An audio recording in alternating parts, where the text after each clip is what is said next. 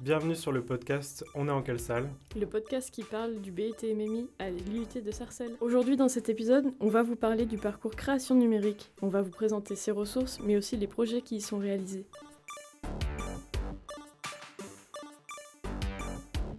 Les gars, on est en quelle salle? Salut Constance, est-ce que tu veux bien te présenter? Alors oui, moi c'est Constance, j'ai 22 ans et j'ai déjà réalisé une licence en langue juste avant le BUT MMI. Et j'ai choisi le BUT MMI parce que j'aime beaucoup le motion design et ça sera mon projet professionnel. Et toi, est-ce que tu peux te présenter?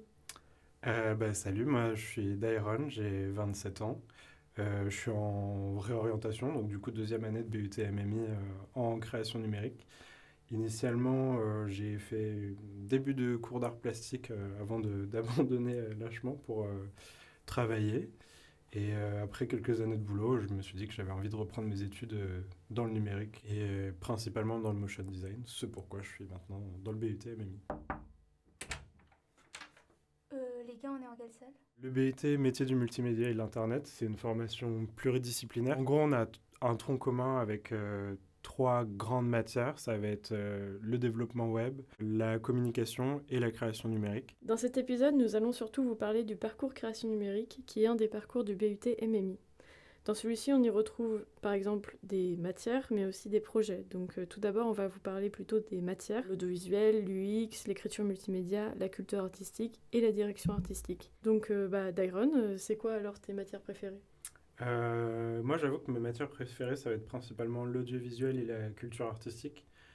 Culture artistique parce que ça permet de connaître, enfin d'avoir beaucoup de références en fait, tout simplement pour apprendre à réfléchir sur un projet, le travailler, tout ça. Et l'audiovisuel parce que j'adore créer, que ce soit des images ou des montages, ce genre de choses. Être derrière la caméra, je trouve ça très fun. Retravailler mes images et mon son derrière, je trouve ça aussi très très cool et j'adore faire ça. Et toi, Constance, c'est quoi tes matières préférées? Alors moi aussi, j'adore vraiment l'audiovisuel pour ça.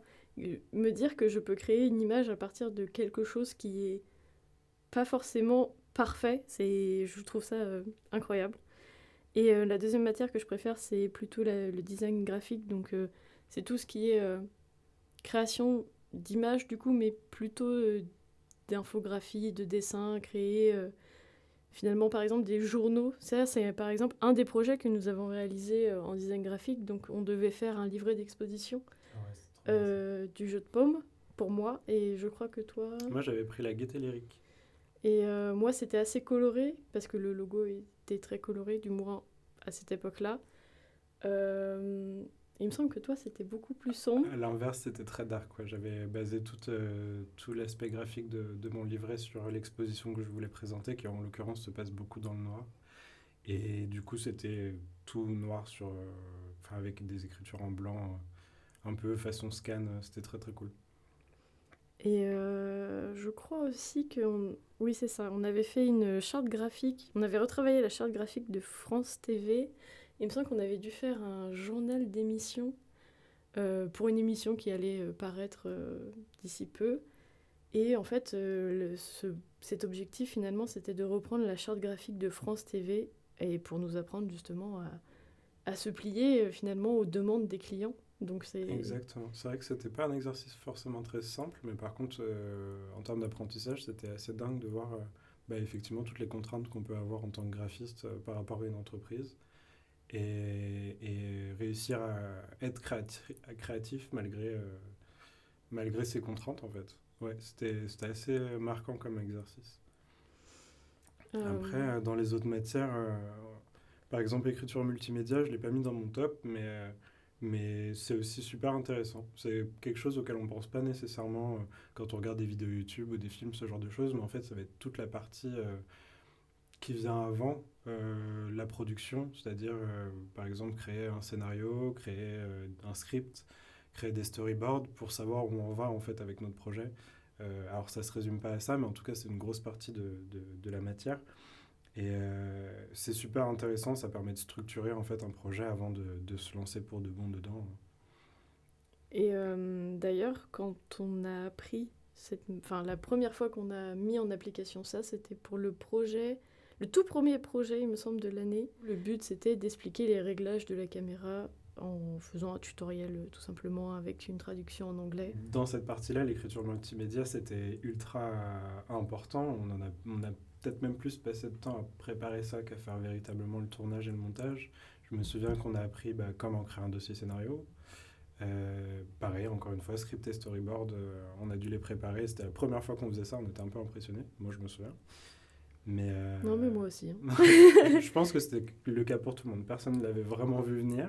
Mais pourtant, c'est vraiment des éléments super importants avant de faire n'importe quoi, en fait. Finalement, même si vous écrivez un livre, vous devez scripter plus ou moins les grandes idées. Et là, pour le coup, pour les vidéos, c'est encore plus parlant parce que si vous ne savez pas quelles images vous allez filmer, ça va être compliqué de les créer sur le tas, quoi. c'est ça. Puis là, on travaille à petite échelle, mais il faut voir ça sur un vrai tournage où il y a beaucoup, beaucoup d'intervenants.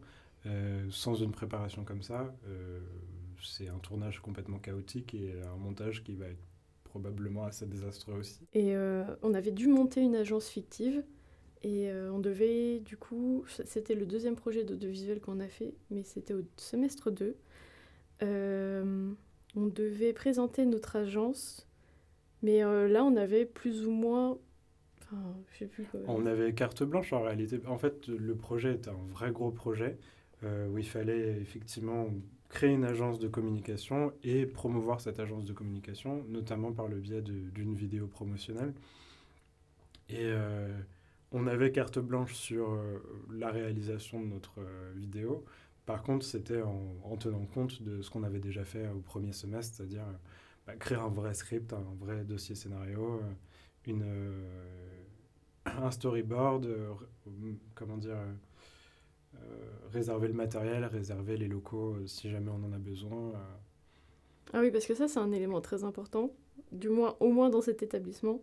Si vous voulez réserver du matériel, il faut savoir ce que vous voulez exactement, sinon ils vous donnent pas le truc que vous avez, qui vous manque en gros. Le nombre de fois où on s'est fait avoir, où il nous manquait genre un truc tout petit, tout bête, et en fait c'était essentiel, et du coup on se retrouvait avec des heures de perdu parce qu'on a oublié de réserver du matériel. Enfin, ça dépend des groupes après, mais en tout cas, je sais que ça arrivait dans le mien. Par exemple, pour vous donner un exemple, si vous louez une caméra, si vous oubliez de prendre ou la batterie ou la carte SD, vous pouvez rien faire dans tous les cas. Et en fait, le but justement de tout ça, c'est de vous rendre responsable et que vous vous rendez compte des éléments super importants qu'il faut. Et en fait, si vous louez ça vraiment à vraiment quelqu'un, il vous donnera pas la carte SD. Si vous l'avez demandé, il vous la donnera. Si vous la demandez pas, il vous la donnera pas. Exactement. Après, au-delà des projets en audiovisuel, on a eu aussi quelques cours, pas beaucoup l'an dernier, mais un petit peu plus cette année sur l'UX/UI, donc expérience utilisateur et interface utilisateur. C'est très intéressant, peut-être un peu décevant pour certaines personnes, parce que très souvent on entend parler du UX/UI en mode c'est un peu le job de rêve, tu fais des sites, tu fais des applications, tout ça, alors qu'en réalité c'est surtout un travail de recherche initialement, de savoir ce dont a besoin ton client, savoir ce dont ont besoin plutôt les personnes qui vont utiliser le produit que tu es en train de créer. Et ça passe par des entretiens, ça passe par des sondages, ça passe par du traitement de données en fait principalement pour ensuite effectivement produire une interface utilisateur ou une expérience utilisateur qui soit agréable en fait pour le consommateur. Ça c'est surtout pour la partie expérience utilisateur du coup UX. Par exemple on avait fait une maquette de site d'un marchand de glace, il me semble. Ouais. Ça, c'était le tout premier projet, donc franchement, si on regarde tous nos projets-là, on trouvera ça très très moche, en tout cas. Et du coup, en fait, on avait dû travailler aussi l'UI, donc qui est plutôt finalement le graphisme, le design du site. Donc en fait, c'est ça qui est très compliqué dans l'UX et l'UI design, c'est que c'est très différent, et en fait, il faut mêler les deux. Et en fait, très très souvent, c'est pas les mêmes personnes en plus qui font ça, donc généralement, c'est plutôt un UX designer qui mêle finalement les besoins du client et les besoins de la personne de l'utilisateur. Et à côté, il y aura pardon, il y aura l'UI designer qui, lui, du coup, adaptera l'UX, mais de façon beaucoup plus jolie. Hmm. En plus, il me semble que c'est le même prof. Pour le coup, c'est pas directement en lien avec le parcours création numérique, mais par contre, ça fait partie des matières un peu globales qu'on retrouve dans tous les cursus, c'est la gestion de projet. En fait, ça c'est pareil, ça a l'air tout bête, on a l'impression quand on commence un projet qu'on sait comment on va s'organiser et tout ça. En fait, non. On l'apprend justement en cours avec la ressource gestion de projet. Et c'est super intéressant de voir, déjà d'apprendre à utiliser les différents outils qui permettent de s'organiser au mieux. Et aussi, par la mise en situation, apprendre à soit gérer une équipe, soit travailler en équipe tout simplement. Et je sais que l'an dernier, ça m'est arrivé plusieurs fois d'être chef d'équipe. Et en fait, c'est ultra formateur parce que tu gères des personnes avec des profils différents. Euh, on essaye de faire en sorte d'utiliser, comment dire, les points forts ou les points faibles de chacun pour faire en sorte que le projet il soit mené à bien. Et, enfin, je sais que j'ai adoré faire ça. Pourtant, je suis pas un leader dans la main, mais c'était vraiment bien de pouvoir gérer sa troupe. Les gars, on est en quelle salle? En petit bonus, nous allons aussi vous parler de l'avenir professionnel des BUT et MMI. Donc d'abord, on va vous parler des stages, des alternances qu'on fait durant le BUT et MMI. Bien sûr, ça regroupe finalement tous les parcours parce que en fait, ça fait partie des 5 compétences qu'on a à apprendre. Donc en fait, notre avenir professionnel, c'est la compétence entreprendre. Donc en fait, pour notre stage, le stage, l'alternance et tout ça, en fait, c'est vraiment sur les 3 ans. C'est-à-dire que le stage sera au semestre 4 et l'alternance sera au semestre 5 et 6 pour la création numérique et la communication. Par contre, ça sera un stage long pour le développement web. Mais du coup, comme je disais, ça se passe en fait sur les 3 ans, c'est-à-dire qu'on prépare vraiment notre avenir à partir du premier semestre, c'est-à-dire qu'on va faire tout ce qui est communication, savoir parler, savoir envoyer des mails, savoir bien se tenir en fait pour avoir une bonne voix. On va aussi travailler sur les CV, sur les lettres de motivation. Et en plus, petit bonus, franchement pour ça c'est super, on a fait un projet où en gros on créait notre propre portfolio pour montrer finalement tous les projets qu'on a fait. Et ça c'est vraiment un plus, surtout dans le domaine de la création numérique, auprès des entreprises. C'est vrai que l'an dernier, on a eu un accompagnement de dingue sur tout ce qui était orientation et avenir professionnel. Effectivement, il y avait du coup tout ce portfolio numérique. Enfin, c'est un site internet en fait qu'on a créé pour nous-mêmes avec notre univers graphique, avec nos projets, que ce soit perso, pro ou scolaire. Donc, ça permet de présenter un peu tout ce qu'on a à faire, enfin tout ce qu'on a fait. Et puis, effectivement, comme disait Constance, ça passe super bien auprès des entreprises. Au-delà de ça, effectivement, l'an dernier, on avait fait tout ce qui était CV, lettre de motivation. On continue à le faire cette année. Et là, on est vraiment dans le jus en tant que deuxième année, puisque on a un stage qui arrive en avril. Et on est en train de mettre en application tout ce qu'on a appris depuis l'an dernier pour trouver un stage et éventuellement une alternance. En plus, on a des profs, mais super cool pour ça. Ils sont ultra attentifs, ultra patients avec nous. Si vous avez la moindre question, ils sont là en fait. Ouais, c'est dingue. Franchement, on a le meilleur accompagnement du monde. Je vois pas comment c'est possible de faire mieux. Et concernant les métiers qui sont envisagés pour la suite d'un BUT MMI, donc pour la communication et tout ça, je saurais pas trop dire. À part, du coup, dans la communication, ils font du coup l'UX aussi, vu que c'est dans le nom du parcours. Donc, un des débouchés possibles, c'est l'UX design, donc être UX designer. Ouais. Après, communication, ça peut être community manager, tout ce que vous voulez. Dans une entreprise. Voilà, chargé de com. Du moment en fait que ces personnes-là sont aptes à créer une stratégie de communication et sont suffisamment inventives pour susciter de l'intérêt autour d'un produit, il y a énormément de portes qui s'ouvrent à eux. On peut pas vraiment vous en dire plus parce que nous on est en créa, mais ouais, il y a une pléthore de métiers qui se présentent à eux une fois qu'ils sortent du BUT, quoi. Et pour le coup, ils sont prêts, hein, parce qu'avec toute la communication qu'on se mange, Oh, purée. croyez-moi, ils sont prêts, hein. C'est vrai. C'est Mais vrai. au moins, ça s'applique à tous les parcours, donc enfin, au moins jusqu'au semestre 3. Pour la suite, on pourra pas vous dire, mais Après, pour le parcours développement, ça va être principalement du développement web, back-end et front-end. On a eu une conversation récemment avec un de nos profs, donc ça s'appelle développeur full stack, si je dis pas de bêtises. Euh, Après, on se fait pas de soucis pour eux. En ce moment, c'est des métiers qui embauchent grave et qui payent sacrément bien. Donc, même sans alternance et simplement avec un stage long, à mon avis, ils s'en sortiront comme sur des roulettes. et en tout cas, si je peux vous donner un conseil, même si je suis pas du tout en dev, travaillez aussi chez vous en fait, parce que c'est comme ça que vous allez vraiment vous améliorer. Alors, vous en faites en cours, forcément, vous faites des projets, même nous, on en fait pendant les premiers semestres, mais c'est en faisant chez vous que vous allez apprendre et comprendre en fait, c'est ça le... On dit ça, on sait que c'est dur. On sait que c'est archi dur parce que surtout la première année, on a eu beaucoup, beaucoup de travail. Et la motivation pour travailler à côté en autonomie, elle est pas toujours là, mais en réalité, ça vaut le coup. Genre, moi, il y a des trucs presque que je regrette de ne pas avoir donné un petit peu plus de volonté dedans parce que au final, ça s'avère intéressant. Et maintenant que je rencontre des professionnels qui veulent potentiellement me prendre en stage, je me rends compte qu'il y a des choses, on ne peut pas passer à côté en fait. C'est pour ça que le BUT-MMI il existe, c'est parce que il y a beaucoup d'entrepreneurs qui cherchent des personnes qui sont polyvalentes en fait, qui savent tout faire. Donc passer à côté d'une matière ou d'une autre, c'est pas bon. C'est pas bon du tout.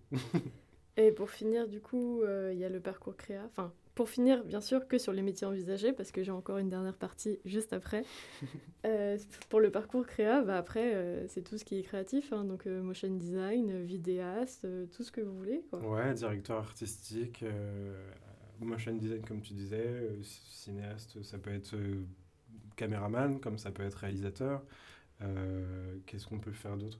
Simplement bosser dans une boîte de com en tant que créatif, hein. Moi, là, le stage qui se profile pour moi, je vais bosser dans une boîte qui a plus ou moins rien à voir avec la communication en soi, mais par contre, je vais m'occuper de tout ce qui est communication chez eux, c'est-à-dire travailler leur site internet, travailler du contenu vidéo pour faire la promotion des lieux.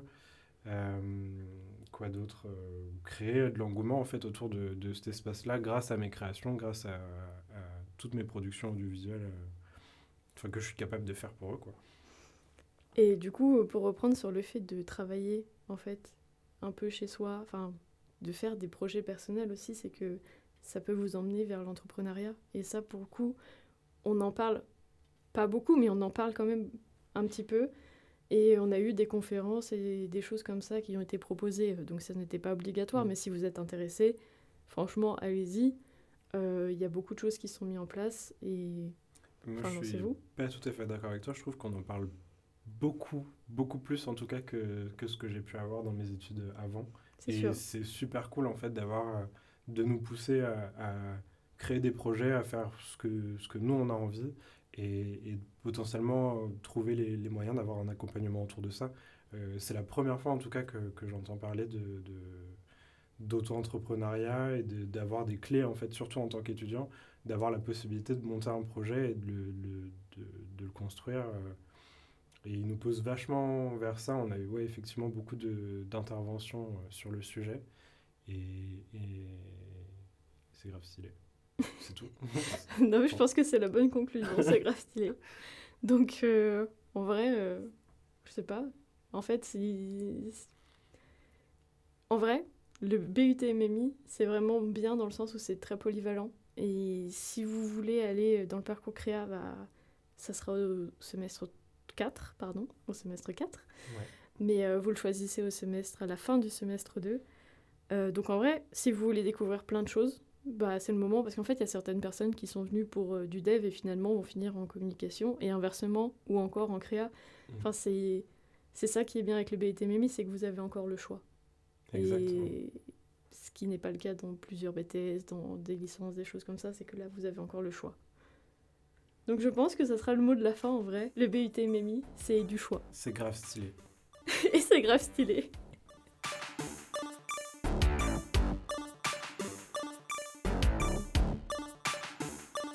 Et surtout, n'oubliez pas de vous abonner à tous nos réseaux BUTMMI, IUT de Sarcelles. Les gars, on est en quelle salle?